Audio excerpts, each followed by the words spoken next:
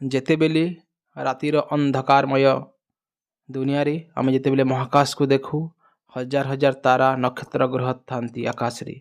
ଆମ ମନରେ ଗୋଟେ ପ୍ରଶ୍ନ ଉଙ୍କି ମାରି ଯେ ପୃଥିବୀ ଗୋଟେ ଗ୍ରହ, ଆମେ ରହୁଛୁ, ଗୋଟେ ଜୀବ ଅଛୁ। ଆମ ମନରେ ପ୍ରଶ୍ନ ଉଙ୍କି ମାରି ଯେ ଯେତେ ତାରା ଗ୍ରହ ନକ୍ଷତ୍ର ଆମେ ମହାକାଶରେ ଦେଖୁଛୁ, କେଉଁ ଗ୍ରହରେ ବା ଜୀବନ ଅଛି କି କେଉଁ ଗ୍ରହରେ ଜୀବନ ନାହିଁ, ତ ଆମ ମନରେ ବହୁତ ପ୍ରଶ୍ନ ଉଙ୍କି ମାରେ। ଯେତେବେଳେ ଦ୍ୱିତୀୟ ବିଶ୍ୱଯୁଦ୍ଧର ପରିସମାପ୍ତି ଘଟିଲା, ସେତେବେଳେ ସବୁ ଦେଶ ମଧ୍ୟରେ ବା ମେନଲି ଦୁଇଟି ଦେଶ, ଗୋଟେ ହେଲା USA ଆଉ ଗୋଟେ ହେଲା ସୋଭିଏତ ୟୁନିୟନ, ଦୁଇ ଦେଶ ମଧ୍ୟରେ ଗୋଟେ କମ୍ପିଟିସନ୍ ଚାଲିଲା ଯେ ପୃଥିବୀର ବାହାରକୁ, ଅନ୍ୟ ଗ୍ରହକୁ, ମହାକାଶକୁ କିଏ ପ୍ରଥମେ ଯାଇପାରିବ। ତ ସେଠାରେ କ'ଣ କଲା, ଯେଉଁ ସୋଭିଏତ ୟୁନିୟନ ଥିଲା ସେ ହେଉଛି ଫାଷ୍ଟ, ଯିଏକି କ'ଣ ମହାକାଶକୁ ସେ ଯାଇଥିଲା।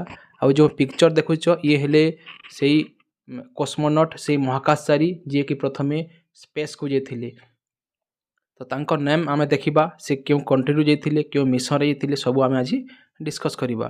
ତ ଫାଷ୍ଟ ପର୍ସନ୍ ଯିଏକି ସ୍ପେସ୍କି ଯାଇଥିଲେ ସେ ହେଉଛନ୍ତି କସ୍ମୋନଟ୍ ୟୁରି ଗାଗାରିନ୍, ଏବଂ ଯେଉଁ ମିଶନରେ ସେ ଯାଇଥିଲେ ସେଇଟା ହେଉଛି ଭସ୍କଟ୍-1 ମିଶନ, ଏବଂ ସେଇଟା ସୋଭିଏତ ୟୁନିୟନ କଣ୍ଟ୍ରି ତରଫରୁ ସେ ଯାଇଥିଲେ। ଏବଂ ସେଇ ଯେଉଁ ମିଶନଟା ଲଞ୍ଚ ହେଇଥିଲା ଏପ୍ରିଲ 12 ତାରିଖ 1961 ମସିହାରେ। ତ ହାରାହାରି ହେଇଗଲାନି ଏଇଟା 40 ଆଉ 20, ହାରାହାରି ତାମାନେ 70-80 ବର୍ଷ ହେଇଗଲାନି ପୂର୍ବରୁ ଫାଷ୍ଟ ପର୍ସନ୍ ଯିଏ ମହାକାଶକୁ ଯାଇଥିଲେ। ଏବଂ ଭାରତରୁ ଯଦି ଦେଖିବା, ରାକେଶ ଶର୍ମା ଆମ ଭାରତରୁ ପ୍ରଥମ ପର୍ସନ୍ ଯିଏକି ମହାକାଶକୁ ଯାଇଥିଲେ। ତ ଯେଉଁମାନେ ସବୁ ମକ୍ ଟେଷ୍ଟ ନୋଟ୍ସ ପାଇବାକୁ ଚାହୁଁଛ, ତାହେଲେ ସାଧୁରାମ ସାର୍ ଆପ୍କୁ ପ୍ଲେ ଷ୍ଟୋରରୁ ଡାଉନଲୋଡ଼ କର ଏବଂ ଭିଡ଼ିଓକୁ ଲାଇକ୍ କର, ସେୟାର କର, ସବସ୍କ୍ରାଇବ୍ ମଧ୍ୟ ଚ୍ୟାନେଲକୁ କର।